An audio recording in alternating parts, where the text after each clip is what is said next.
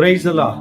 அருமையான கர்த்தருடைய பிள்ளைகளே, இந்த காலை வேளையில ஆண்டவராகிய இயேசு கிறிஸ்து 7 முறை திட்டமிடப்பட்ட அந்த புண்ணிய வார்த்தையை நமக்கு நேராய் அனுப்புகிறார். அந்த வார்த்தை நமக்கு இந்த காலை வேளையில அநேக காரியத்தை கற்றுக் கொடுக்கிறது, அநேக நன்மையை கற்றுக் கொடுக்கிறது, அநேக பரிசுத்தத்தை கற்றுக் கொடுக்கிறது, அநேக பாதுகாப்பை கற்றுக் கொடுக்கிறது.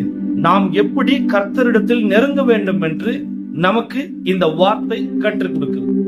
நாம் ஒரு வேத வசனத்தை வாசித்து பார்க்கும் பொழுது அந்த வேத வசனம் நமக்கு என்ன சொல்லுகிறது வாசித்து பார்ப்போம். ரோமரின் புஸ்தகம் 12ஆம் அதிகாரம் 2வது வசனத்தை நாம் வாசித்து பார்க்கும் பொழுது, நீங்கள் இந்த பிரபஞ்சத்திற்கு ஒத்த வேஷம் தெரியாமல் தேவனுடைய நன்மையும் பூரணமான சித்தம் இன்னதென்று பகுத்தறியத்தக்கதாக உங்கள் மனம் புதிதாகிறதினாலே மறுரூபம் ஆகிறீர்கள். மறுரூபம். நாம் கர்த்தரிடத்தில் நெருங்க வேண்டும் என்று சொன்னால் நமக்குள் ஒரு மறுரூபம் தேவை. இப்ப ஞானஸ்தானம் எடுத்து பரிசுத்த ஆவியை பெறும் பொழுது நாம் மறுரூபம் அடையும். இந்த காலை வேளையில ஆண்டவராகிய இயேசு கிறிஸ்து உங்களிடத்தில் சொல்லுகிற வார்த்தை என்ன? கர்த்தருக்குள் வாழ வேண்டியது எப்படி, ஆண்டவரிடத்தில் நாம் நெருங்க வேண்டியது எப்படி என்று சொல்லி ஒரு சில வசனத்தின் மூலமாய் நம்மிடத்தில் கர்த்தராகிய இயேசு கிறிஸ்து உணர்த்துகிறார். வாசித்து பாருங்க. நீங்கள் இந்த பிரபஞ்சத்திற்கு ஒத்த வேஷம் தெரியாமல் தேவனுடைய நன்மையும் பரிபூர்ணமான சித்தம் இன்னதென்று பகுத்தறியத்தக்கதாக, அவருடைய சித்தம் என்னவென்று முதலாவது நீங்கள் அறிந்து நடந்து கொள்ள வேண்டும். நீங்கள் ஒரு வேலை செய்கிறவர்களா இருந்தாலும் சரி, அல்லது வேற ஏதாவது ஒரு காரியம் செய்து கொண்டிருக்கிறவர்களா இருந்தாலும் சரி, இது கர்த்தருக்கு பிரியமா, இது கர்த்தருடைய சித்தம் தானா? இப்ப சில பேர் என்ன பண்ணுவாங்க, ஐயா நான் இந்த பிசினஸ் செய்யலான்னு இருக்கிறேன், நீங்க ஜெபிச்சு எங்களுக்கு சொல்லுங்க, எங்க பிள்ளைகளுக்கு திருமணம் பண்ணலான்னு இருக்கிறோம், நீங்க ஜெபிச்சு நீங்க சொல்லுங்க அப்படின்னு கேட்பாங்க. அப்ப பாருங்க, அவங்க அவருடைய சித்தத்திற்காக, இயேசு கிறிஸ்துவினுடைய சித்தத்திற்காக நாம் காத்திருக்க வேண்டும். நாம் அவருடைய சித்தத்தின்படி நடந்தால் நமக்கு அநேக ஆசீர்வாதங்கள் உண்டு. நாம் அவர் சொல்லுகிற வழியிலே நாம் நடந்தால் நமக்கு அநேக பாக்கியங்கள் உண்டு. அவர் சொல்ற வழியில நடக்கணும். இப்ப யோனாவை எடுத்துக்கங்க. கர்த்தர் சொன்ன வழியில அவர் நடக்கல, ஆனா அவர் ஆபத்தை சந்தித்தார். மீண்டும் கர்த்தர் என்ன செய்தார்? ஒரு இரக்கத்தை பாராட்டினார், ஒரு கிருபையை பாராட்டினார், ஒரு தயவை பாராட்டினார். அந்த தயவின் நிமித்தம் மீண்டும் அவர் சொன்ன வார்த்தைக்கு கீழ்ப்படிந்து அவர் சொன்ன இடத்திற்கு கடந்து போனார். இந்த நாட்களிலும் கூட அநேக தேவ பிள்ளைகள் கர்த்தருடைய சித்தம் என்னவென்றே தெரியாமல் செய்து கொண்டிருப்பார்கள். அது எல்லாம் அவர்களுக்கு தடையா இருக்கும். அவர்கள் கர்த்தரை குறை சொல்லிக் கொண்டிருப்பார்கள்.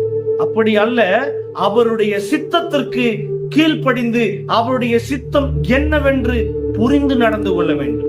இந்த வேத வசனம் அதை தான் நமக்கு கற்றுக் கொடுக்கிறது.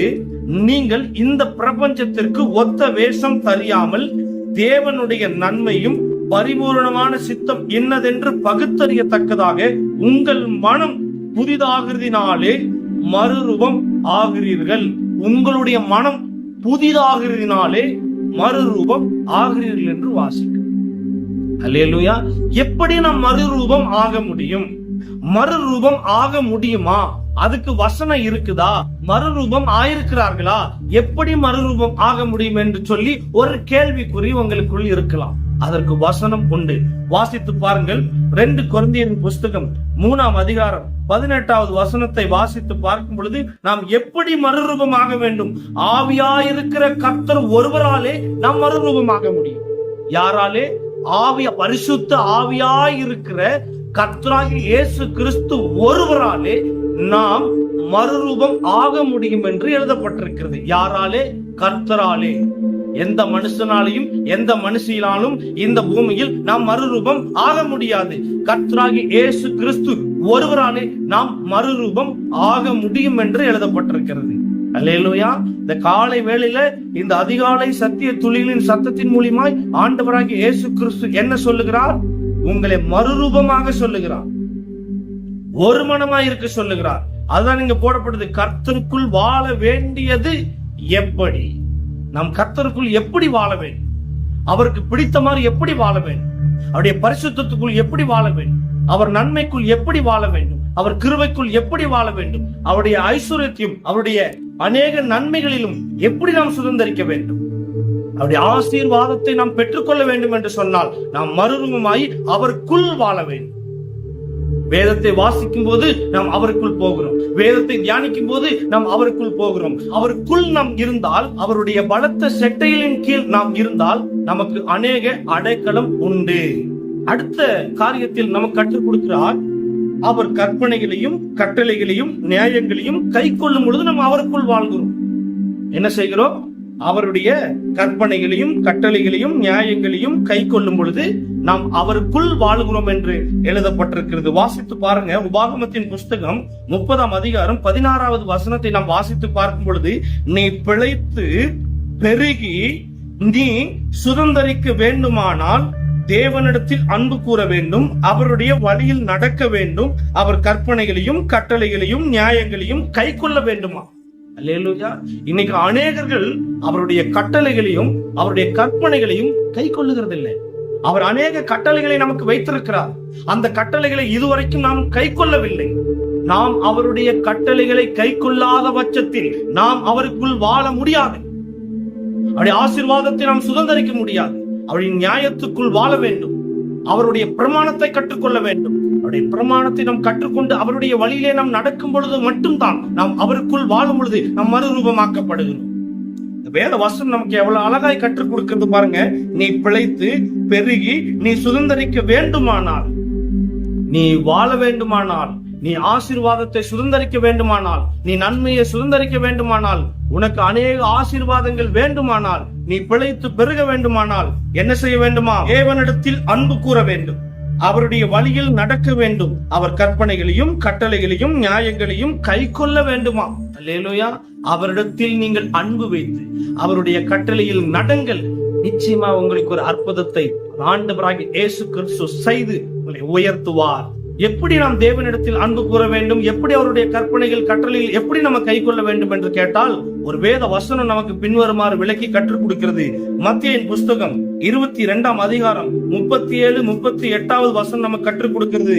முழு ஆத்மாவோடு, முழு மனதோடு, முழு இருதயத்தோடு. எப்படி கற்றுக் கொடுக்கிறது? முழு ஆத்மா, முழு இருதயம், முழு மனம். இப்படி இருந்தால் மாத்திரம்தான் நம் கர்த்தரிடத்தில் அநேக காரியத்தை பெற்றுக்கொள்ள முடியும். இன்னைக்கு முழு மனமாய் கர்த்தரை தேடுகிறோமா? அதிலே நீங்கள் கவனித்து பார்க்க வேண்டும். முழு இருதயத்தோடு நீங்கள் கர்த்தரை தேடுகிறீர்களா? நீங்கள் நிதானித்து பார்க்க வேண்டும். முழு மனமாய் இருக்கிறீங்களா?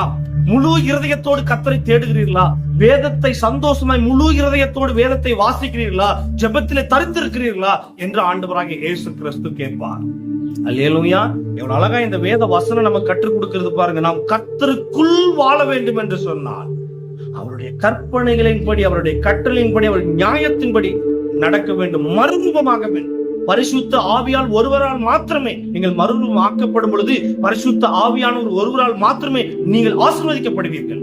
அநேக காரியத்தில் நமக்கு ஆண்டவராக இயேசு கிறிஸ்து கற்றுக் கொடுக்கிறார். நாம் இன்னொரு வேத வசனத்தை நாம் வாசித்து பார்க்கும் பொழுது, விசுவாச வாழ்க்கை வாழணுமா? ஃபர்ஸ்ட் என்ன சொல்றாரு? மனம் ஆத்துமா புதிதாக வேண்டும், அவருக்குள் வாழுகிறதற்கு. இரண்டாவது சொல்றாரு, அவருடைய கற்பனைகளையும் கட்டளைகளையும் நியாயங்களையும் கை கொள்ள வேண்டுமா, அவருக்குள் வாழுகிறதற்கு. மூணாவது காரியத்துல சொல்றாரு, விசுவாச வாழ்க்கை, நம்பிக்கையின் வாழ்க்கை. இது நடந்துதான் ஆகும், இது நடக்கும், ஆசீர்வாதம் வரும், நன்மை வரும், கிருபை வரும், என்னுடைய பிரச்சனை மாறும், என்னுடைய போராட்டம் மாறும், என்னுடைய நிந்தை மாறும், என்னுடைய சலிப்பு சங்கட்டங்கள் மாறும் என்று சொல்லி நீங்கள் விசுவாசம் உள்ளவர்களாய் இருக்க வேண்டும், நம்பிக்கை உள்ளவர்களாய் இருக்க வேண்டுமா? கர்த்தரிடத்தில் அநேக காரியத்தை நீங்கள் பெற்றுக்கொள்ள வேண்டும் என்று சொன்னால் நம்பிக்கை உள்ள வாழ்க்கை வாழ வேண்டும். யார் மேலே நம்பிக்கை? கர்த்தராகி இயேசு கிறிஸ்துவின் மேலே நீங்கள் நம்பிக்கை வைத்து நீங்கள் வாழ வேண்டும். விசுவாசம் என்றால் நம்பிக்கை. பாருங்க அந்த வேத வசனத்தை 2 கொரிந்தியரின் புஸ்தகம் 5ஆம் அதிகாரம் 6வது வசனத்தை நாம் வாசித்து பார்க்கும் பொழுது, நாம் தரிசித்து நடவாமல் என்ன செய்யக்கூடாதா? தரிசித்து நடவாமல், ஏதோ கர்த்தரிடத்தில் ஏனோ தானே என்று வாழாமல், ஏதோ கர்த்தரிடத்தில் ஏனோ தானே என்று ஜெபம் பண்ணாமல், ஏதோ கர்த்தரிடத்தில் ஏனோ தானே என்று வேதத்தை வாசிக்காமல், நாம் தரிசித்து நடவாமல் என்ன செய்யணுமா? விசுவாசித்து நடக்க வேண்டுமா? விசுவாசித்து நடக்க வேண்டுமா? கர்த்தர் ஒரு அற்புதத்தை செய்வார்.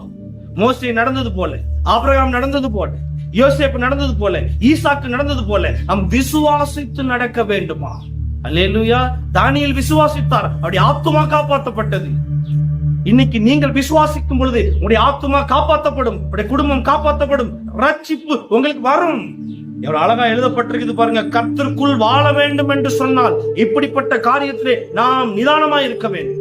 2 பேதுருவின் புஸ்தகத்துல 1ஆம் அதிகாரம் 19 வசனம் சொல்லப்படுகிறது. அவருடைய வசனத்தை கவனியுங்கள் என்று எழுதப்பட்டிருக்கு. இன்னைக்கு அநேகரிடத்தில் கவனம் இல்லை. நாம் வசனத்தை கவனித்து பார்க்கும் பொழுது கர்த்தர் நம்மளை அபரித விதமாய் ஆசீர்வதிப்பார். கவனிக்க வேண்டுமா? அவருடைய வேத வசனத்தையும் அவருடைய கற்பனைகளையும் அவருடைய கட்டளைகளையும் அவருடைய நியாயங்களையும் நீங்கள் கவனிக்க வேண்டுமா? இன்னைக்கு நிறைய பேச்சினிடத்திலே சபைக்கு போதல கவனம் இல்லை, வேத வாசிப்புல கவனம் இல்லை, ஆண்டவரை தேடுவதிலே கவனம் இல்லை, உங்களுடைய முழங்கால் போடுவதிலே கவனம் இல்லை. அநேக காரியத்தில் கவனம் இல்லாத பட்சத்தில் நாம் ஒரு ஆசீர்வாதத்தையும் பெற்றுக்கொள்ள முடியாது. அல்லேலூயா. இந்த வேத வசனம் நமக்கு என்ன சொல்லப்படுது? கர்த்தருக்குள் நீங்கள் வாழ வேண்டும் என்று சொன்னார், கர்த்தருடைய நன்மையான ஆசீர்வாதத்தை நீங்கள் பெற்றுக்கொள்ள வேண்டும் என்று சொன்னால் அவருடைய நியாயத்தையும் அவருடைய கட்டளைகளையும் அவருடைய பிரமாணங்களையும் நீங்கள் கற்றுக்கொள்ள வேண்டும். அதுதான் இந்த வேத வசனம் நமக்கு கற்றுக் கொடுக்கிறது. மறுரூபமாக வேண்டுமா? பரிசுத்த ஆவியை பெற்றவர்கள் மறுரூபம் ஆக்கப்படுகிறார் என்று 2 கொரிந்தியர் 3:18 வாசிக்கிறது போல நீங்கள் பரிசுத்த ஆவியை பெற்றுக்கொண்டு பரிசுத்தமாகி அவருடைய கட்டளையும் அவருடைய நியாயத்தையும் கற்றுக்கொண்டு நீங்கள் விடுதலையாக்கப்பட்டு நீங்கள் மறுரூபமாகுங்கள். நிச்சயமாய் ஆண்டவராகிய இயேசு கிறிஸ்துவுக்குள் வாழுகிறதுக்கு அவருக்குள் ஒரு ஐக்கியம் வைக்கிறதற்கு உங்களுக்கு ஒரு பாக்கியமா இருக்கும். அல்லேலூயா. அழகாய் கற்றுக் கொடுக்கிறார் பாருங்க. ஃபர்ஸ்ட்ல மனம் ஆத்துமா புதிதாக வேண்டும், அவருடைய கட்டளைகள் நியாயங்களை கை கொள்ள வேண்டும், விசுவாசத்தில் கர்த்தரிடத்தில் நடக்க வேண்டும், தரிசித்து அல்ல விசுவாசித்து நடக்க வேண்டும் என்று ஆண்டவராகிய இயேசு கிறிஸ்து நமக்கு கட்டளை கொடுக்கிறார். அருமையான கர்த்தருடைய பிள்ளைகளே, இந்த அதிகாலை சத்திய துளிலின் சத்தத்தின் மூலியமாய் உங்களிடத்தில் இந்த வார்த்தை வந்து கொண்டிருக்கிறது. இந்த வார்த்தை உங்களிடத்தில் வந்து உங்களை நிச்சயமாய் பரிசுத்தமாக்கும் என்று நான் விசுவாசிக்கிறேன். நீங்களும் விசுவாசியுங்கள். இந்த வேத வசனத்தின்படி கர்த்தர் உங்களை ஆசீர்வதித்து உயர்த்தி பரிசுத்தத்தை கொடுத்து காத்துக் கொள்வாராக. ஆமென். God bless you.